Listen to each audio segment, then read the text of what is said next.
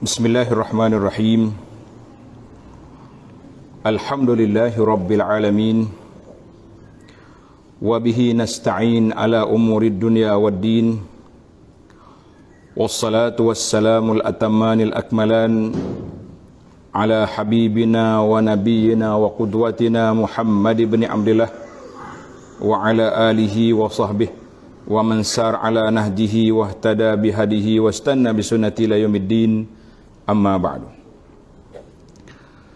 Muslimin dan muslimat, para tetamu, para jemaah sekalian, Assalamualaikum warahmatullahi wabarakatuh. Alhamdulillah, pada tengah hari ini kita dapat berkumpul di tempat yang indah, yang comel ni.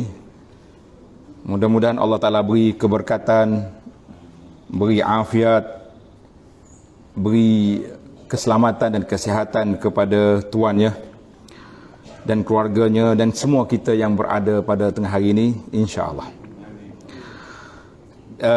Perjumpaan kita secara ringkasnya dipanggil tazkirah ringkas, tazkirah tengah hari. Tazkirah tengah hari banyak cabaran, iaitulah tentang suasana keadaan yang ada itu.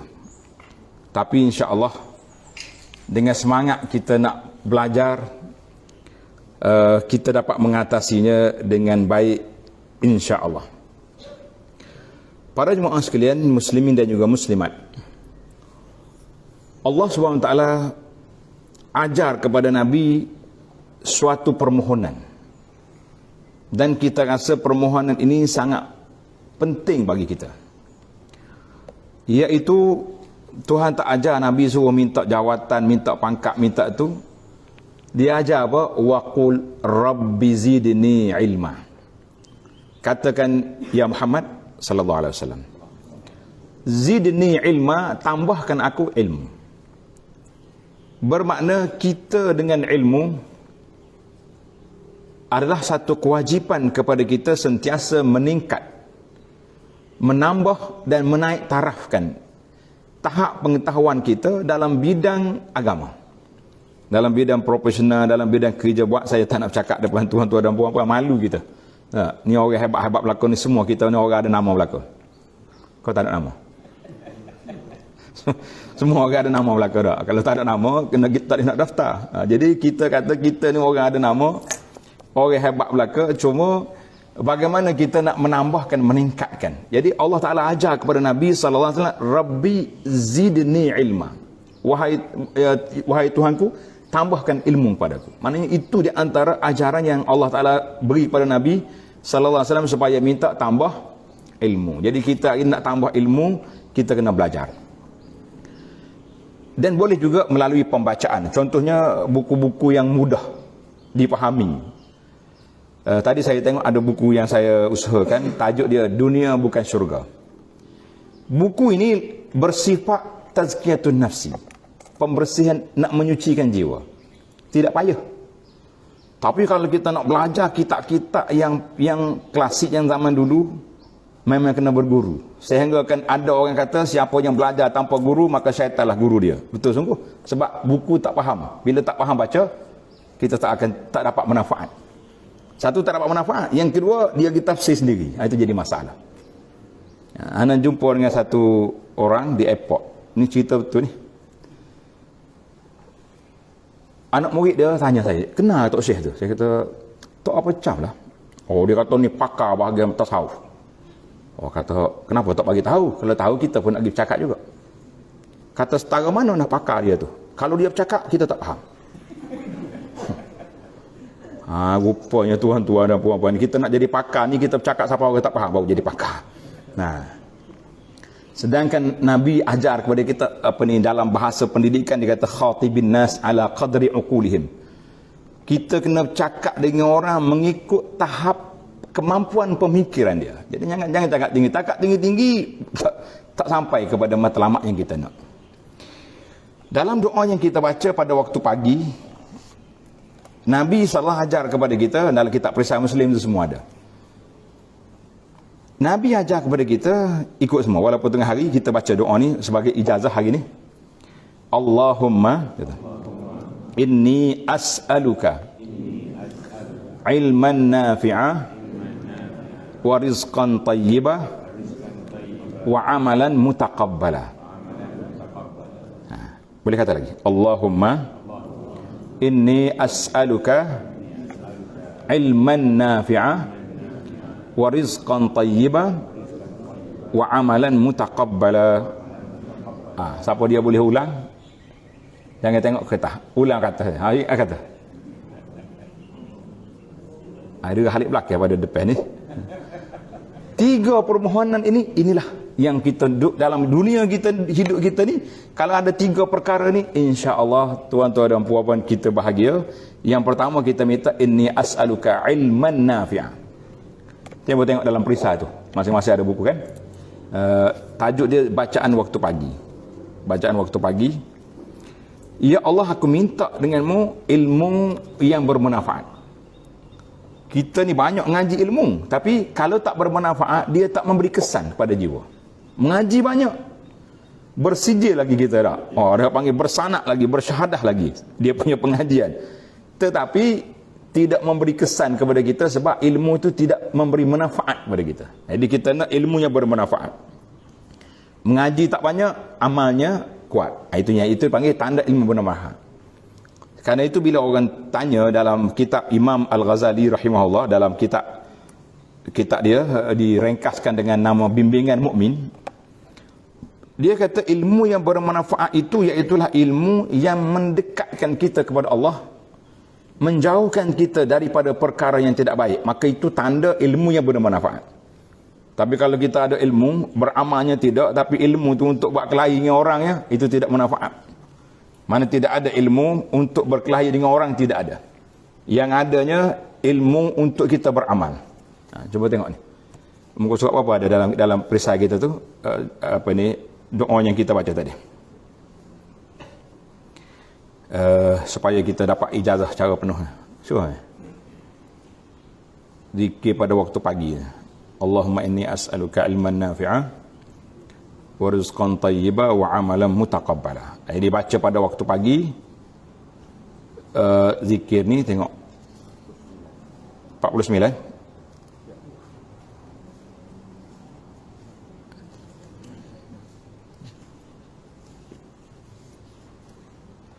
Biar mudah orang panggil.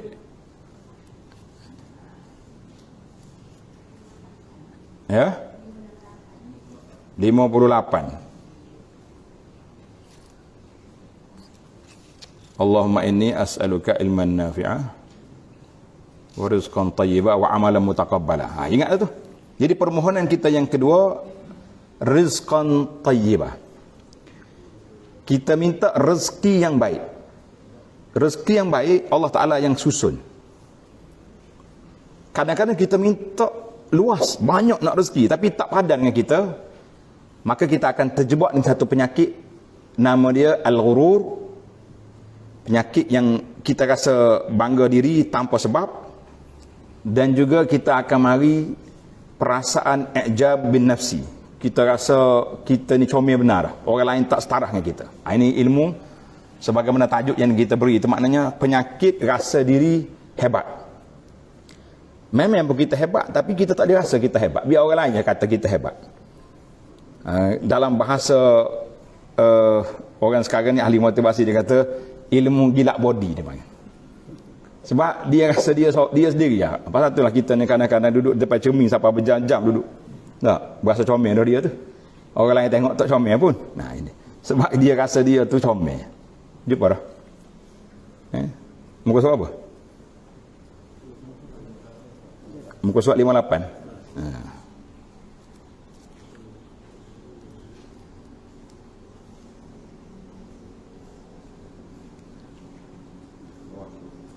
Ya. Muka surat 58. Muka 95. Tu dia. Nih yang ada kita ni. Muka surat 58, bacaan yang ke-95. Ingat ada tak? Saya baca sekali, nak dengar?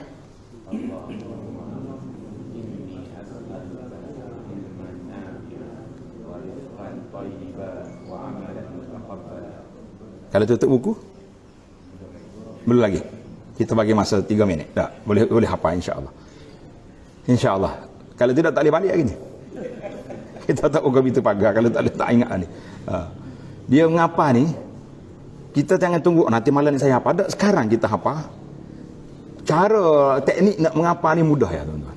Kita ada tangan kan? Allahumma inni as'aluka 2 ilman nafi'ah, rizqan tayyiba, wa amalan mutaqabbala. 5 ya perkataan. Cuba ulang sekali.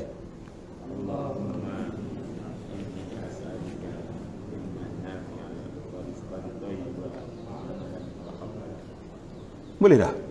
Masya Allah, tabarakallah. Boleh bagi hadiah kita ni lah. Boleh bagi hadiah kita ni. Orang hafal saja kok semua boleh. Alhamdulillah. Jazakumullahu khairan. Ini kelebihannya. Jadi kita minta 3 perkara. Yang pertama ilmu, yang kedua kita minta rezeki yang baik. Berbeza tuan-tuan dengan kita minta rezeki yang banyak lah. Kadang-kadang mari banyak tapi yang tidak halal. Buat apa? Buat halal tak halal suka sekejap ya atas dunia ni. Bila kita mati banyak tanggungjawab kita nak menjawab depan Allah Azza wa Jalla. Jadi kita minta rizqan tayyiba, rezeki yang baik. Sebab tu dalam makanan Allah kata halalan tayyiban. Halal tu satu. Kita nak yang tayyiban tu yang sesuai dengan kita. Nah, kita ada darah tinggi, hidup makan daging banyak. Ya. Ada kencing manis, hidup minum gula banyak. Jadi tidak tayyib. Dia halal tapi tidak. Maka kita nak rizqan tayyiba, rezeki yang baik. Ada kalanya orang ini bila Allah Taala beri rezeki lebih daripada yang sepatut dengan dia akan jadi bangga diri, dia akan jadi takabur, orang panggil lupa daratan. Ini penyakit yang cukup berbahaya. Kemudian yang kita minta matlamat hidup kita ni, kita beramal, kita solat, kita puasa, kita zakat, kita haji, kita sedekah. Apa di sebalik itu semua? Kita nak Allah Taala taqabbala. Rizqan tayyiba wa amalan mutaqabbala. Semua amalan yang kita buat ni kita minta Allah Taala kabulkan. Kalau Tuhan tak kabul amalan kita, ada faedah? Rugi saja. Jadi itu orang panggil muqaddimah yang kita nak. Ilmu tentang, dia panggil tazkiyatun nafsi. Ilmu tentang pembersihan jiwa. Dalam bahasa Al-Quran dia panggil wa yuzakkihim, ilmu tazkiyah. Tazkiyah ni mana ilmu membersih jiwa. Orang panggil ilmu akhlak. Tapi dalam satu istilah dalam dunia Islam ni lebih mesra, lebih glamour kata orang bila kita kata ilmu tasawuf. Oh, saya kalau mengaji tasawuf minat. Kalau mengaji ilmu akhlak ni payah. Padahal tasawuf tu nak pergi ke akhlak. Kalau cakap tasawuf tahu martabat ni je, tak naik taraf. Ana selalu cerita riwayat daripada ayah saya rahimahullah. Mungkin ada sebahagian kenal orang tua kita ni. Dia mengajar kita tasawuf. Bila khatam kita, anak murid dia tanya, dia kata, tuan guru kita ni khatam dah kita ni, martabat mana kita naik? Nak naik martabat juga dia apa? Tuan guru duduk tengok buat ni. Dia kata, buatmu ni boleh makan martabat. Oh, dia kata, siapa hati tok guru? Kata kita boleh makan martabat ya. Oh, dia kata, aku tengok solat sunat 2 rakaat jak mula sampai kedua tak tambah-tambah. Jadi macam mau naik taraf. Sepatutnya mari lepas mengaji tasawuf ni, mari masjid kok berebut duk sahawar belaka, kan? Mari awal duk zikir, baca Quran, mari duk boya tangga tu, kita tasawuf pegatangnya. Kita kata itu tak naik taraf. Yang bolehnya makan martabat, tak naik martabat. Sebab apa? Sebab ilmu tazkiyatun nafsi bukan semata-mata ilmu untuk dipelajari, tapi dia lebih kepada ilmu amali. Bila mari rombongan Abdul Qais, mari rombongan Wabda Abdul Qais, orang lain bila sampai Madinah tengok Nabi berebut, tinggal unta, tinggal barang, pakak pergi salam dengan Nabi. Seorang pemuda Al-Ashaj, dia ni dia tak gopoh, tenang aja dia. Orang lain sibuk belaka, dia tak sibuk. Dia ikat unta, dia simpan barang, dia nak jumpa Nabi, dia tukar baju dia dulu. Kan baju orang travel zaman dulu dengan unta, bukannya macam kita turun kereta aircon sejuk-sejuk ini. Tenang-tenang barulah dia mari jumpa Nabi sallallahu alaihi wasallam. Nabi kata, inna fikal khaslatan. Wahai pemuda, 2 sifat yang ada pada kamu yang disukai oleh Allah dengan Rasul sallallahu alaihi wasallam. Apa dia Tuhan suka? Dia kata al-hulm wal anah. Satu sifat lemah lembut, satu lagi sifat tenang. Tidak, orang kata tidak gopoh. Tuan-tuan yang selalu dengar kuliah kita ni pagi-pagi, dia faham dah. Orang Kelantan kata tak belogak. Mana sedap tak gopoh ni tak belogak. Demo ni kata sedap tak belogak. Tak belogak mana tak gopoh. Mana dua sifat yang kamu ada. Maka di situ ulama kita, ulama pendidikan berbincang. Akhlak manusia ni semata-mata anugerah daripada Allah Azza wa Jalla ataupun dia berbentuk usaha. Dia panggil kasbiyun. Tulis kau arak sikit. Kasbiyun am wahbiyun. Ha mati. Jangan hidup ha jadi muka lain. Sekarang ni label tak molek. Tak. Wahbiyun maknanya kasbi, sifat ada usaha atau berbentuk anugerah Allah. Macam pemuda tadi, Nabi kata mu ada dua sifat yang Allah Taala suka, iaitu tenang, lemah lembut dan tenang. Mana tidak gopoh. Maka di sini timbul perbahasan, ada kata sifat semula jadi manusia yang memang orang panggil baik daripada muda lagi, tak gopoh, tidak ganas, tidak pongoh kata orang, maknanya bukan marah tak tu pasal kan. Tapi ada sifat yang asalnya tak baik, tapi kita boleh perbaiki.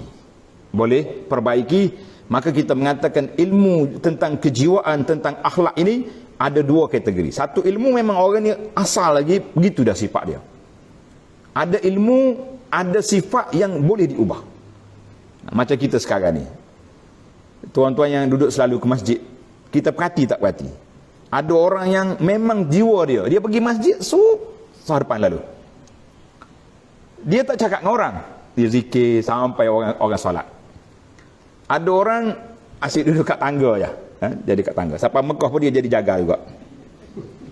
Saya kalau ceramah di Mekah, saya kata tuan-tuan selamat sampai di Mekah. Tapi di sini jaga Masjid Haram ramai dah. Tak payah kita mari tolong jadi jaga kat sini. Masjid kita ramai jaga dah. Ini pengurusi ada tu. Ramai jaga. Kerja jaga, duduk tunggu kat tangga tu. Yang jadi jaga tu patutnya naik atas lah awak. Kerja jaga dah ada. Kau jangan duduk rampas kerja dia. Mana ada orang yang sifat sedemikian. Maknanya liar, orang panggil culas, maknanya tidak mudah. Tapi dengan kita belajar. Dengan kita Nabi sebut tentang kelebihan ibadat, kelebihan kita pergi awal masjid, kelebihan kita begini, maka orang ni boleh berubah. Sebab tu dia kata akhlak manusia boleh berubah. Tidak semestinya akhlak itu hanya daripada semula jadi dia baik, akhir sampai ke mati dia baik. Kita kata ada yang sedemikian dan ada yang tidak sedemikian. Sekarang ni bila kita tengok, kita manusia ni mudah terpedaya. Dia panggil al-i'jab bin nafsi. Maknanya bila kita tengok, kita rasa aku orang paling hebat sekali. Sebab itulah ulama ashabul qulub, dia kata apa makna orang tu bangga dengan diri dia, iaitu bila kita rasa apa yang kita ada ni tak ada pada orang lain. Bila kita rasa apa yang ada pada saya orang lain tidak ada, maknanya kita pandang lekeh ke orang, kita pandang tak baik pada orang, maka itu dia panggil sifat orang yang i'jab bin nafsi. Tapi kalau dia perkecilkan orang, perlekehkan orang, itu dia panggil takabur. Macam mana kita nak beza di antara takabur dengan sifat i'jab bin nafsi? Yang senangnya i'jab bin nafsi ni syok seorang. Bolehkah kita terjemah lagi tu? Syok seorang, mana kita rasa kita yang baik, kita yang hebat, kita yang comel, kita yang sempurna, orang lain tak sempurna. Itu dia panggil i'jab bin nafsi. Naik taraf yang kedua, apabila kita memperlekehkan orang, memperbodohkan orang, menghina orang, maka itu dia panggil takabur. Itu dia panggil takabur. Dua-dua tu sifat mazmum, sifat yang tak baik. Cuma takabur lebih dahsyat daripada sifat bangga diri. Kata di ahli ilmu tentang ilmu nafsi, dia kata kita ni bila kita tengok orang, kita tengok orang tua, kita nak kata apa dengan pakcik? Nak kata kita hebat daripada dia ke dia lebih hebat daripada kita? Maka di situ pentingnya ilmu. Satu ilmu dia panggil ilmu motivasi diri. Kita kata pakcik ni lebih hebat daripada saya. Sebab apa? Sebab dia hidup lama daripada kita. Dia ada solat lama dulu daripada kita. Dia puasa lebih dulu daripada kita. Dia pergi haji dulu daripada kita lagi. Jadi dengan umur dia lama, bermakna dia telah lama beribadat kepada Allah, nak banding dengan kita. Kita pun tak boleh nak bangga dengan dia. Sebab kita kata dia lebih hebat daripada kita. Kita kata dia lebih hebat daripada siapa? Daripada kita. Baik. Kita tengok orang yang sebaya dengan kita. Oh, aku lebih hebat daripada dia. Kita kata tak semestinya lagi. Boleh jadi dia hebat pada kita, apa yang kita tak tahu. Bila kita tengok orang lebih rendah daripada kita, lebih muda daripada kita, kita kata boleh jadi dia lebih baik pada saya. Baik apa dia? Kita orang tua. Sebab dia orang muda. Kalau dia buat maksiat, tak sebanyak kita buat maksiat. Dia baru berumur, orang panggil baru muda. Itulah dia panggil ilmu. Bagaimana kita nak muhasabatun nafsi, nak tengok diri kita supaya kita tidak rasa oh aku ni hebat, nak banding orang muda, aku lah yang paling banyak, nak banding orang tua, kita yang paling baik. Kita kata tak. Tengok orang tua, kita kata lebih baik daripada aku sebab dia hidup lama, dia telah beribadat dulu daripada aku, dia telah banyak, maka kita mengatakan dia lebih baik. Tengok orang muda, kita kata dia baik pada aku sebab kalau dia buat maksiat pun tak sebanyak kita. Ini dia antara perkara yang kita kena belajar tentang ilmu. Ada seorang pemuda, dia mari bercakap depan tok guru dia, cakap tentang orang lain. Dia kata orang ni tak baik, orang ni tak bagus, orang ni tak bagus. Tok guru dia tanya sepatah dia. Dia kata, mu ni pernah pergi berperang dengan Rom? Zaman dulu kan Rom dengan Parsi. Sama sekarang ni timur dengan barat lah, dengan orang kafir mana-mana. Mu pergi perang dengan Rom? Tidak. Kamu pergi perang dengan Parsi? Tidak. Mu perang dengan pihak Majusi? Tidak. Dia kata, Masya Allah, semua orang-orang kafir atas dunia selamat daripada kamu. Semua orang kafir atas dunia selamat, kecuali orang Islam yang tak selamat. Ini kita kena ingat. Maknanya, kita kena tengok. Semua atas dunia ni selamat daripada celaan kita, orang kafir, kecuali orang Islam. Maka di situlah kita mengatakan, tak boleh kita cakap tanpa kita melihat kepada kiri dan kanan. Di sini kita boleh tahu bahawa penyakit adalah bangga diri, penyakit adalah rasa diri sempurna, ini adalah satu penyakit. Kalau ada pada kita, maka kita kena cuba mengubatinya dengan cara ilmu yang motivasi yang kita sebut di sini tadilah. Jadi kita tengok, oh, aku ni nak kata banyak ke tidak.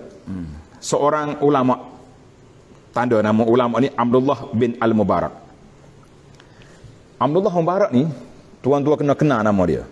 Dan kita pun rasa nak ikut cara dia. Seorang tokoh ahli, dia panggil ahli qulub, mana orang yang banyak membaiki hati. Dia ni ahli perniagaan. Sesuai dengan ahli yang kita ada dalam ini. Orang-orang ahli korporat lah kita kata. Ibn Mubarak. Harta dia ada. Setahun dia pergi berperang.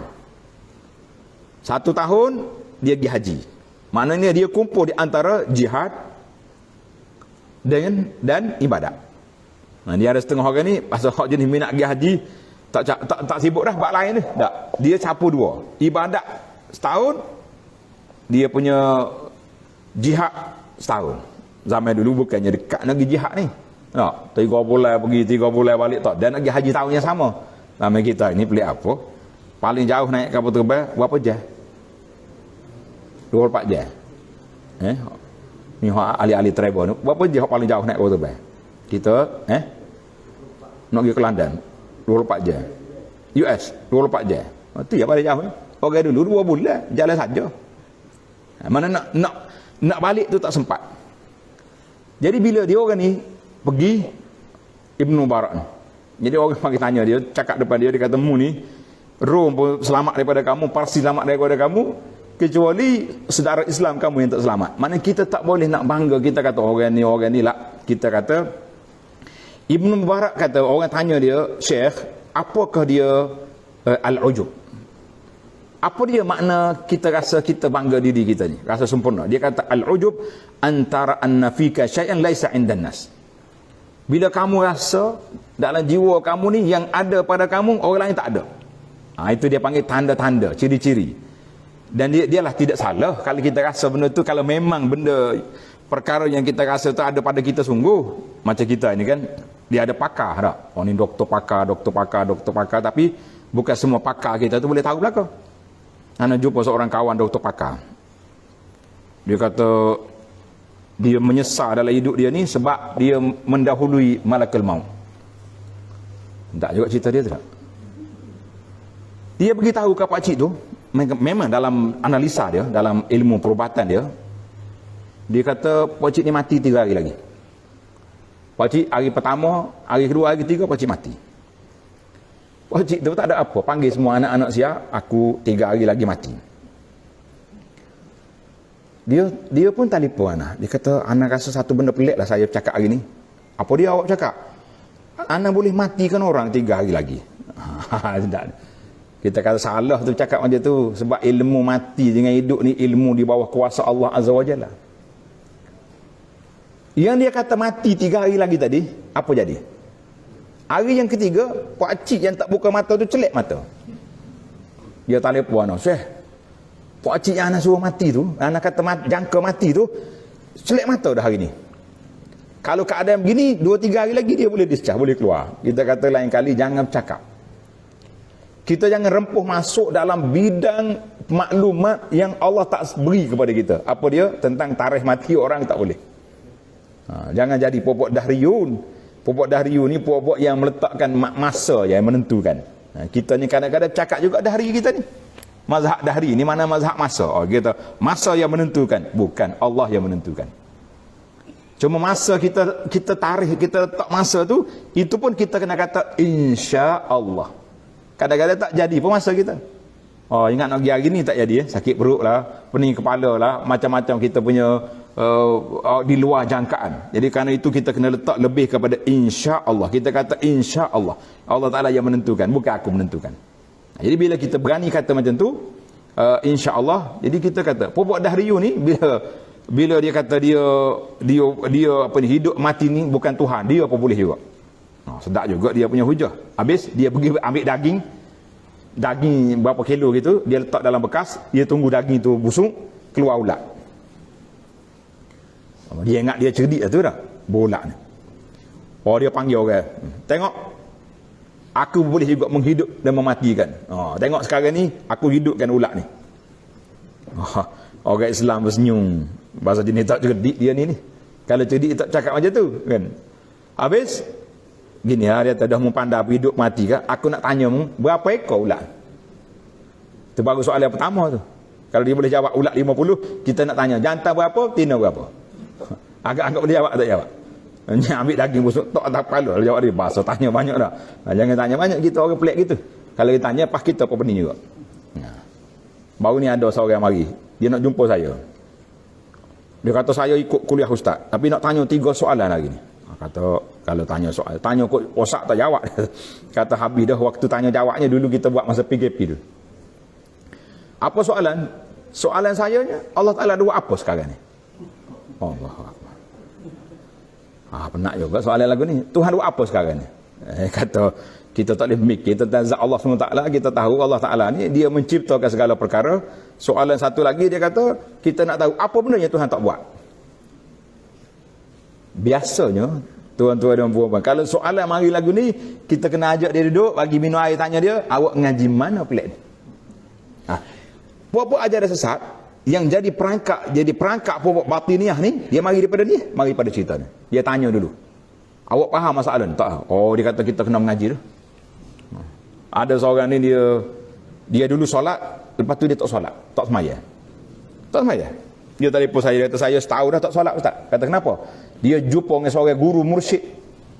Guru mursyid ni mana guru hok bisa lah ni. Orang dekat dengan Allah Ta'ala. Habis dia buat apa?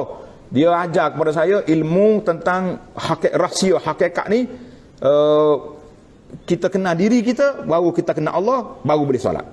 Jadi sekarang ni awak tak kenal diri, tak kenal lagi. Berapa lama dah? Setahun.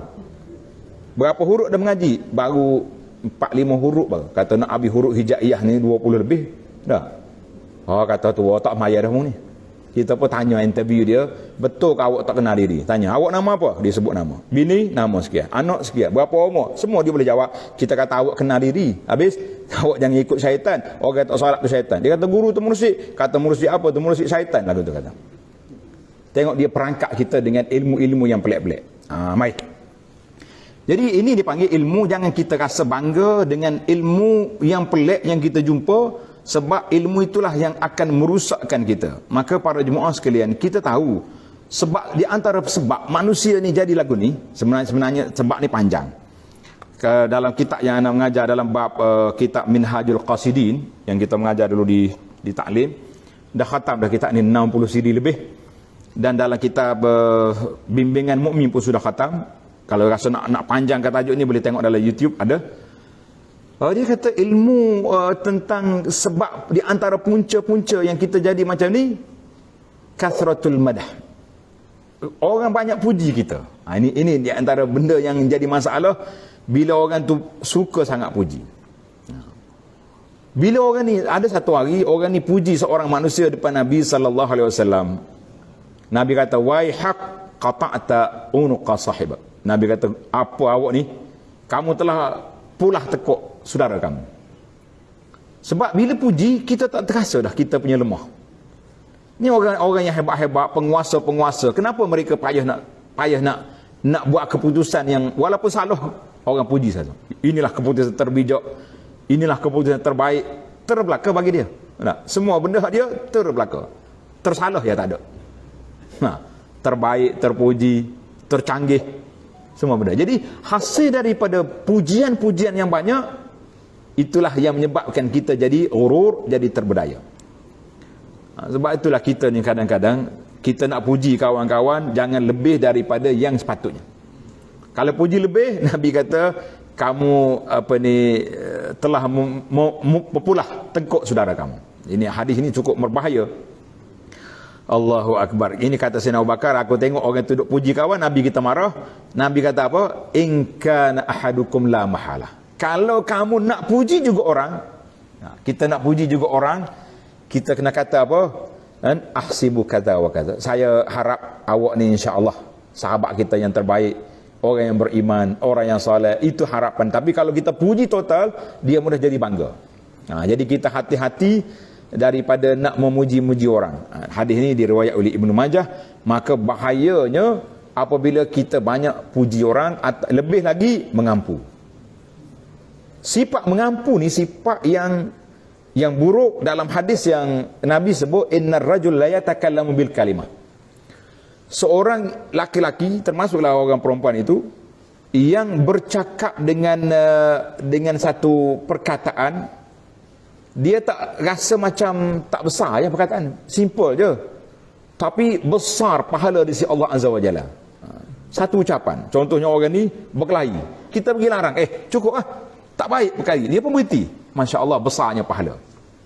Orang ni nak mati, kita ajak dia mengucap la ilaha illallah, dia mati dengan kalimah la ilaha illallah, besar sangat pahala. Orang ni tak mau masuk Islam, kita ajar dia mengucap masuk Islam. Maknanya satu kalimah boleh mengubah perjalanan hidup manusia sepanjang abad. Kita kata itu besar, kita pun ingat kecil je. Kita larang orang buat maksiat, dia berhenti kerana kita, besar pahala. Tapi ingat, wa innar rajul yatakallamu bi kalimatin min sakhatillah. Ada kala orang itu bercakap dengan perkataan yang boleh membawa kepada kemurkaan Allah Azza wa Jalla, dia ingat kecil-kecil biasa ya tu. Kata di para ulama hadis, dia kata percakapan yang boleh membawa kemurkaan Allah Ta'ala itu, iaitulah al-madhu lil ru'asa, puji mengampu para pemimpin. Sebab jadi macam ni pemimpin-pemimpin, ketua-ketua, orang-orang besar jadi payah nak insaf ni sebab pengampu terlalu ramai. Semua yang kita buat terbelaka, teramat baik, teramat semua terbelaka, kita kata sukar. Sayyidina Umar radhiyallahu anhu, Umar ni orang hebat. Sehingga syaitan lari tengok Umar radhiyallahu anhu. Sebelum Islam, Umar ni seorang yang garang, kita kata. Jangan ada penceramah ni dia over ceramah dalam radio. Dia kata Umar dulu dia punya something sampai minum arak dalam tengkorak. bunuh anak perempuan hidup-hidup, kita kata bohong besar. Sebab itulah kita nak jadi penceramah yang berkait dengan sahabat, berkait dengan Nabi, terutama dengan sahabat Nabi, pasti dulu maklumat tu biar betul. Kita kalau kita tipu kawan kita pun kita marah tak? Bila aku macam ni? Kita nak puji, tapi jadi puji yang jadi keji. Dia nak puji Umar dulu gini-gini, sekarang ni dah jadi khalifah. Tapi perbuatan tu nak sandar kepada Umar, benda yang dia tak buat, boleh tak boleh? Tak boleh. Macam kita puji kawan kita ni, oh dia ni dulu gini-gini, sekarang ni jadi wali besar. Dulu ni kaki, sebutlah kaki apa? Kaki pukul orang ke kaki yang ni, dia marah. Apa gila duk cerita benda yang pelik macam ni, aku tak pernah buat apa benda tu. Puji pelik. Jadi kata di orang kampung cakap, dia kata kita nak puji orang ni jangan jadi macam beruang jaga tuan. Siapa dia ingat cerita beruang jaga tuan? Ingat? Tak ingat berlaku pun dia je. Ada setengah orang dia cerdik, dia nak suruh kalau setengah ustaz ni kalau kita kata ingat dah, dia tak cerita dah. Kalau kita ingat boleh jadi orang lain tak ingat. Beruang ni gini, orang ni ada beruang seekor, beruang besar tu. Duk apa? Dia ni dah dia belum jadi kecil, dia jaga tuan dia. Tuan dia tidur satu hari, mari lalat. Dia halau, mari pula. Halau, mari pula. Akhir kali dia tampar lalat tu dengan tangan-tangan beruang atau belepong, berdarah muka lah kawan tu ya. Itu dia panggil beruang jaga tuan. Jangan jadi kita macam tu. Tak? Kita nak angkat kawan kita tapi kita keji dia. Jadi orang ni nak angkat darjat Sayyidina Umar tapi sebenarnya dia telah mengeji Sayyidina Umar radhiyallahu anhu sebab dia kata Umar sandar kepada Umar benda yang tak buat. Umar kata apa? Kata-kata yang kita nak sandar kepada Umar tadi, dia kata rahimallahu ra'an ahda ilayya uyubana. Semoga Allah Taala beri rahmat kepada mana-mana orang yang boleh menyampaikan kepada kami kelemahan kita. Ya, yang ni lah kita rasa senyum seorang tak? Beranikah kita buka pintu telinga kita kepada sahabat baik kita untuk menegur kita? Berani ke tak berani? Sekarang ni senang ya nak tegur kawan. SMS, WhatsApp. Mazhab WhatsAppi ada kan? Kita ada mazhab WhatsAppi hari ni. Lepas WhatsAppi, mula-mula mazhab selfie. Lepas selfie, WhatsAppi tak? Lepas berselfie, ambil atas WhatsApp. Itu maknanya. Dia nak sebut nyarak ya tu. Selfie dengan as-salafi. Baik. Sama seorang cakap. Tapi kalau orang tegur kita, agak-agak apa akan jadi? Unfriend, left group, apa lagi? Block. Semua kena. Sedangkan kawan itu tegur dengan baik. Maka kata-kata Umar ini cukup besar bagi kita. Kalau boleh tuan-tuan tulisnya. Tulis kat pejabat kita. Kata-kata Sayyidina Umar, nanti saya takrib. Cuba macam mana? Tengok takrib kata-kata Umar ini. Rahimallahu ra'an ahda ilayya uyuban. Semoga Allah Ta'ala bagi rahmat kepada siapa saja yang boleh menyampaikan kepada kami kelemahan kami. Kita letak di pintu pejabat kita. Barulah staf-staf kita berani nak tegur. Tapi sekali dia tegur, tukar pula kita dah. Turun pangkat awak sebab tegur saya. Kenapa? Maknanya kita nak Allah Ta'ala beri rahmat kepada orang yang boleh menyampaikan kepada kita. Berapa ramai orang-orang yang hebat-hebat, apabila mereka dah kehilangan jawatan kehilangan di kedudukan, bila kita bagi tahu kelemahan dia, dia kata kenapa dulu tak bagi tahu? Kelantan kata, apa dia mula tak bayak? Kalau bagi tahu dulu saya baiki daripada awal lagi, tapi sekarang apa nak buat? Kita sudah kehilangan banyak perkara. Jadi itu di antara sahabat yang betul-betul bersahabat, iaitulah orang yang boleh menegur kita secara senyap-senyap. Kalau dia tegur kat Facebook, itu bukan sahabat nama dia tu. Itu pencela kita. Sebab itulah Imam Syafi'i kata, nak tegur, nak nasihat secara sama seorang. Nak mengutuk depan orang ramai. Yang kita suka sekarang ni sama seorang ke depan orang ramai? Dia kata, Ustaz, saya tulis seorang je. Ni kawan-kawan kita ni, ada suami, ada yang tu, dia hantar, dia print screen dia punya, screenshot dia punya telefon, dia hantar kita. Tengok Ustaz, ini bini salihah kan macam ni. Dia mahu ke suami dia, dia tulis kat status Facebook, status WhatsApp ni, orang boleh baca. Tengok, dia hantar.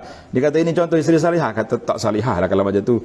Nak marah ke suami, cakap ke suami lah. Kenapa duduk public di tempat orang ramai tu? Jadi orang lain pun terasa, oh begini kau perangai dia ni. Ataupun suami, kenapa kita semua diluahkan perasaan kita kepada Facebook, kita tak luah perasaan kepada orang yang patut diluahkan. Jadi itu kata-kata Sayyidina Umar yang cukup menarik untuk kita muhasabatun nafsi, insya-Allah. Di antara punca lagi sebab-sebab kita mudah lupa diri ni, sebab al-wuquf indan ni'mah. Kita terlalu tengok nikmat yang kita terima, adalah daripada kita. Dengan kehebatan kita. Kerana itu dalam ilmu tadabbur yang saya selalu ajar kepada para jemaah, dua contoh ni selalu disebut oleh Allah Azza wa Jalla dalam Quran. Qarun, Fir'aun. Ramai lagi yang angkuh atas dunia ni. Ramai lagi Jabbarin, pokok yang Jababirah, pokok yang sombong-sombong, yang takabur atas dunia ni banyak. Takkanlah dua orang tu ya. Tapi ini contoh ikon kepada dua tokoh manusia yang watak ini akan berulang sentiasa. Siapa dia watak? Qarun dari sudut penguasa yang zalim, Fir'aun penguasa yang zalim. Qarun iaitulah orang yang lupa diri. Qarun ni pengikut Nabi Musa. Tak betul kalau orang kata Qarun ni perdana menteri keuangan Fir'aun. Tidak. Dia muncul selepas Nabi Musa bawa dia dengan Samiri menyeberangkan laut pergi ke keluar daripada Mesir ketika Fir'aun nak bunuh. Bila dia sampai di sana, lepas pada tu baru dia jadi kaya. Mana dia kata dia kaya ilmin min kana ilmin indi. Dia kata aku kaya ni sebab ilmu aku. Dia tak fikir bahawa Allah SWT yang beri kepada dia. Maka kita mengatakan sebab manusia mudah terpedaya, sebab dia naik terlalu cepat jadi kaya bukan daripada keturunan orang kaya. Anda duk perhati tengok hari ni secara kita bercakap cara alam nyata lah, alam reality. Ni ada jual kosmetik, alat-alat makeup yang baru-baru, yang baru jadi jutawan ni. Oh, pelik-pelik dia punya dah. Dulu laki-laki nak jadi perempuan, jadi tino kata orang dah. Molek-molek dah ada laki-laki ben gitu kan jadi benti. Apa dia? Sebab yang jadi peliknya syaitan mari, orang lagu ni barang dia lagi laku. Orang perempuan sungguh-sungguh tu, hak perempuan yang ori 100% perempuan tu, tak laku pula barang dia. Sebab hak ni hak laku, hak barang jadian ni. Sebab itulah orang kata, harimau jadian lebih ganas daripada harimau dalam hutan. Itu kata orang lah. Kita pun tak tahu harimau jadian tu macam mana. Tapi itu contoh punca manusia jadi. Dia mari daripada bawah, mari daripada tidak kelayakan. Tapi bila Allah Ta'ala beri dalam bahasa kita agama ni, dia panggil istidraj.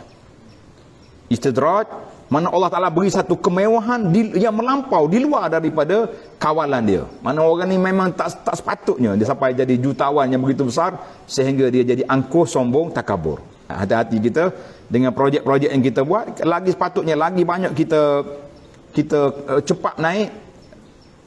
Kalau kita boleh tawaduk, boleh kontrol diri kita, alhamdulillah. Ana dipanggil untuk pergi motivasi kepada satu kumpulan. Nama dia kumpulan 8581. Mana punya derah tu? Kau ada sini. Kalau ada tak mau kata, tak mau cakap. 8581. Kalau tengok nombor kereta dia, tanya ni kumpulan mana 8581.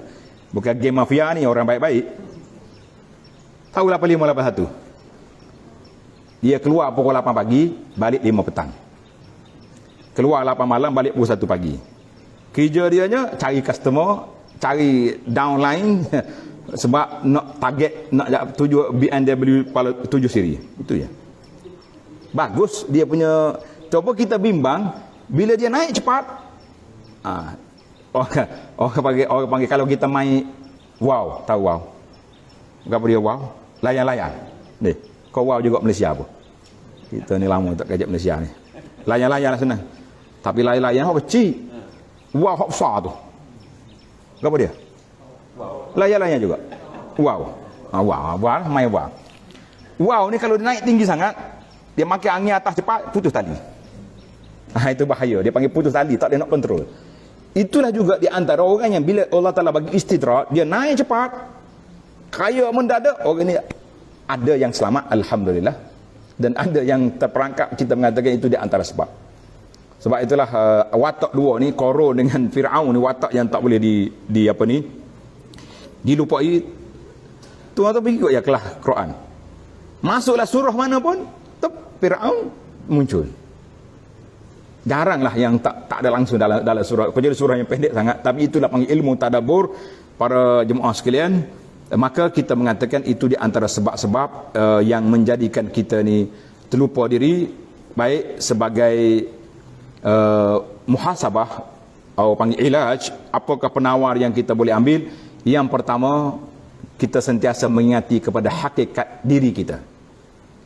Aku ni manusia, aku ni lemah, mari daripada ada mari daripada biasa-biasa, kita pun akan pergi, kita akan mati.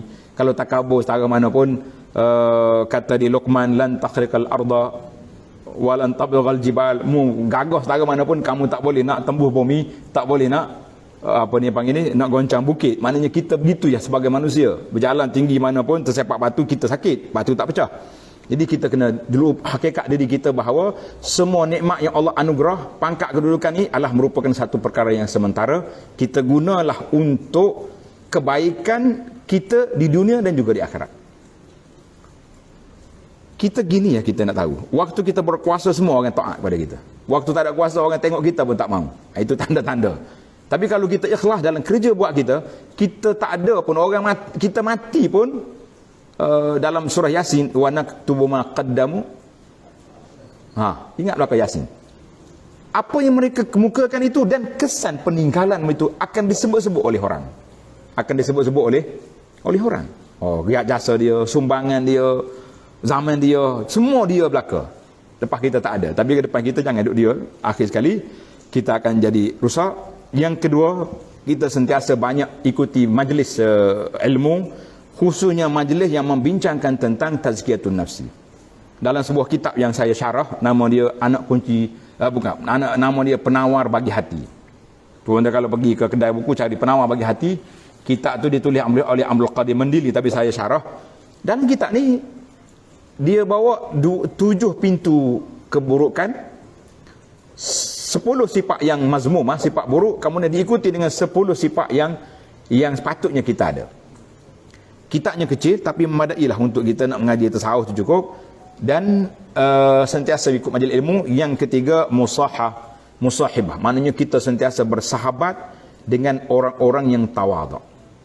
Sahabat dengan orang tawaduk, ahli-ahli masjid yang tawaduk. Dia ni pangkat tinggi, kedudukannya besar, tapi kalau orang ajak makan bersela pun dia bersela. Ajak makan nasi bungkus. Dia tidak kata duk milih, tarah aku makan nasi lagu ni. Kena duduk dengan sudu grepu yang bersinar. Baru standard. Kerana kita ada berduduk dengan orang tawaduk, insya-Allah kita juga bersifat dengan sifat tawaduk. Dan itulah di antara banyak lagi, tapi secara ringkasnya mudah-mudahan tajuk yang kita bincang ni menjadi satu motivasi kepada kita untuk muhasabatun nafsi sentiasa. Aqulu qawli hadza wassalamualaikum. Terlebih masa, janji setengah jam tadi. Tapi kalau ada soalan, boleh kita bincang-bincang sikit lagi. Buat makan yang banyak lagi tu, lama sikit boleh hulai pula. Ada soalan silakan. Tak ada dah? Ya.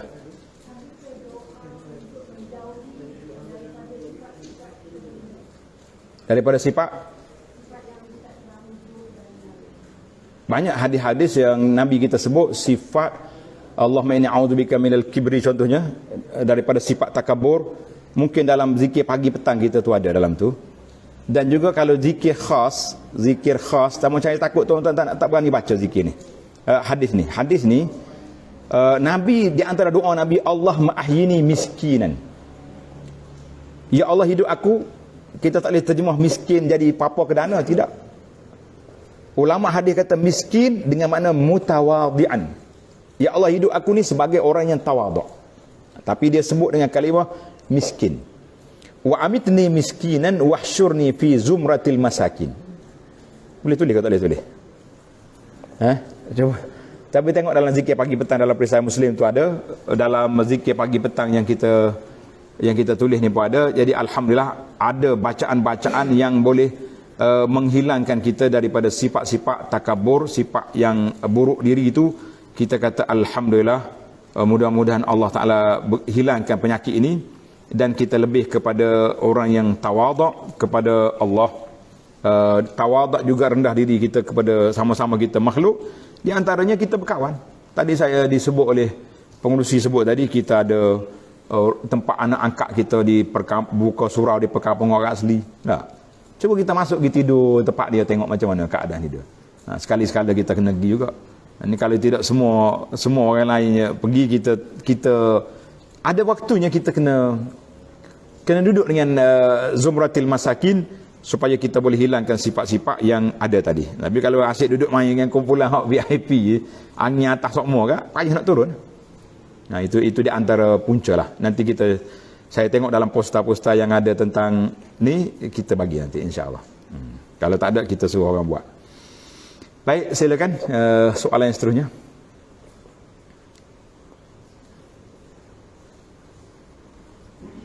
Ya.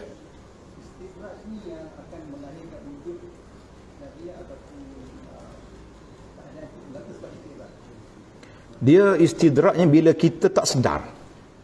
Allah Ta'ala beri cepat, mendadak kita punya kedudukan, naik pangkat tinggi contohnya, harta kita melebihi daripada apa yang kita jangka. Kalau kita tak kontrol diri kita, dia akan pergi kepada takabur, dia akan pergi kepada ujub. Mana hasil daripada tiga-tiga tu satu komponen. Mana bila ujub, sebenarnya harta yang Tuhan beri itu bukan untuk keselamatan kita, dia beri supaya kita makin takabur. Itu dipanggil istidraj, mana Tuhan beri sehingga kita tak sedar. Jadi bagaimana supaya kita tidak terperangkap dengan penyakit istidraj, bala istidraj tadi, kita muhasabah sentiasa. Harta aku ni bukan hak aku. Harta kita ni ada seorang orang kaya, diceritakan dia ni habis dah harta benda.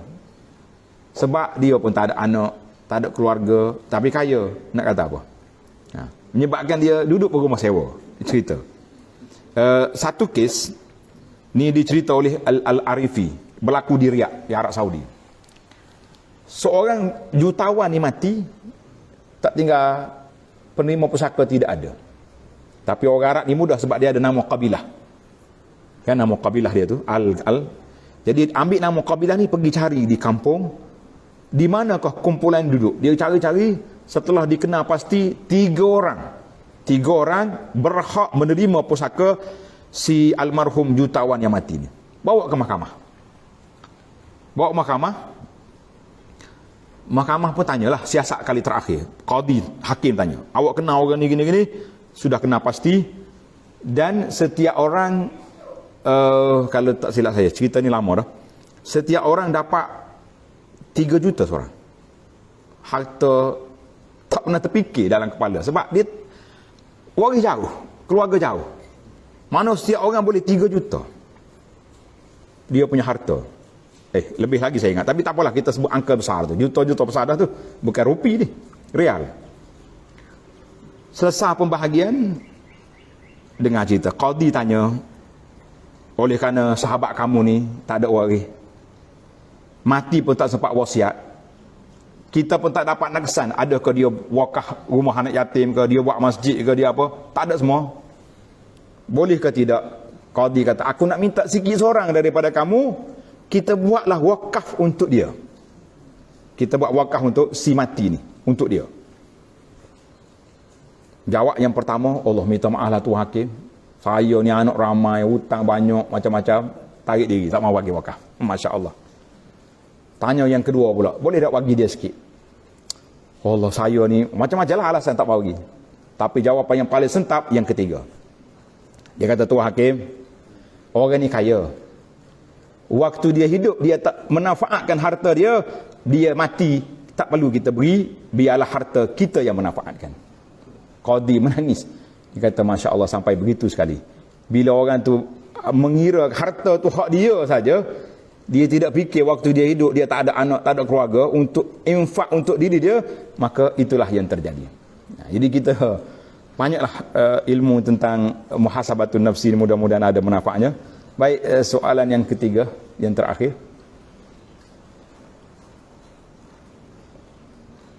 Tak ada dah? Alhamdulillah. Sebab kata di para ahli motivasi kata, bila kita ceramah orang tak tanya dua sebab, dia kata. Sebab yang pertama dia faham semua, tanya buat apa? Sebab yang kedua dia tak faham belaka. Silakan.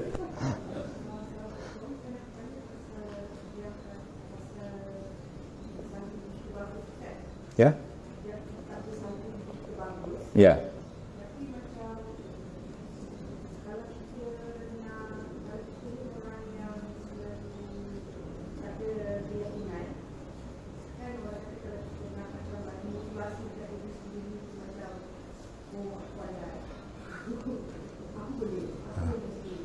Motivasi dipanggil.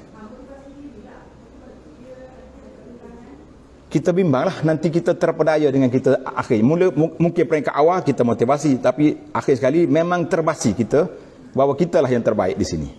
Nah, itu mana kita hati-hati. Sebab tu bila kita orang mari testimoni, suruh kita ceramah, suruh apa, kadang-kadang kita lebih sandarkan ke apa yang kita dapat ni daripada Allah. Apa yang Allah Ta'ala anugerah ni daripada Allah. Biar kita bersifat tawaduk. Jangan kata, oh ini saya daripada mula ceramah sampai akhir, memang orang itu orang al-maghrur, orang yang terpedaya dengan kebolehan dia.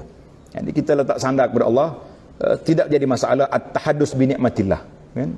Dalam wa amma bi ni'mati rabbika fahaddits. Nikmat Tuhan kamu boleh kita cerita, tapi bukan nak bangga. Kita cerita. Orang tanya, berapa harta awak ada? Tak banyak, baru 10 juta. Tuan-tuan. Boleh ya kita cerita kalau ada sungguh. Ya. Yang tadi yang duk buat ada setengah di kampung kita ni. Sampai orang kena Pak Mak J. Tahu Pak Mak J? J apa? Juta. Kalau dia bercakap projek juta lalu. Juta sana, balok sini juta, lombong juta. Akhir kali air dia minum pesuruh orang bayar. Itu dia panggil Pak Mak J. Maknanya kerja dia juta saja, tapi sebenarnya juta buah. Dia panggil jangan sampai peringkat itu. Jadi kita boleh, tapi lebih kepada at-tawadhu. Kita kata tuan dok, dengan kejayaan tuan ni boleh bagi motivasi pada kita. Kita kata al-ilmu min indillah. Allah Taala bagi ilmu. Saya pun tak tahu, tiba-tiba Allah Taala bagi dapat satu projek yang kita tak sedar, kita tak sangka, ataupun dapat ilmu, ialah kita sandarkan kepada Allah Azza wa Jalla, dengan kita juga sentiasa berhati-hati dalam cakapan, jangan menunjukkan keangkuhan, sebab Allah Ta'ala nak tarik sekejap je. Tuhan nak tarik sekejap je. Berapa ramai orang musim Covid baru ni yang terperangkap, yang sampai peringkat muflis, tapi berapa ramai di musim Covid orang lain tutup kedai, dia buka kedai. Saya kenal sebahagian daripada murid kita kerja travel agent. Musim PKP, terbang tak boleh terbang, ramai orang yang berhenti kerja sampai tak ada makan, dia jual kambing perak.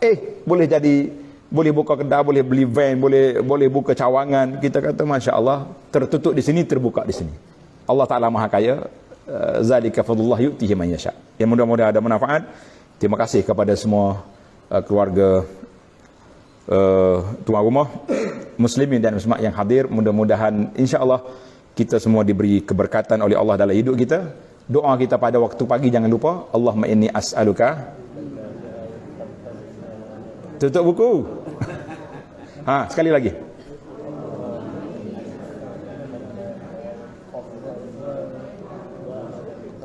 Saya kata barakallahu fikum.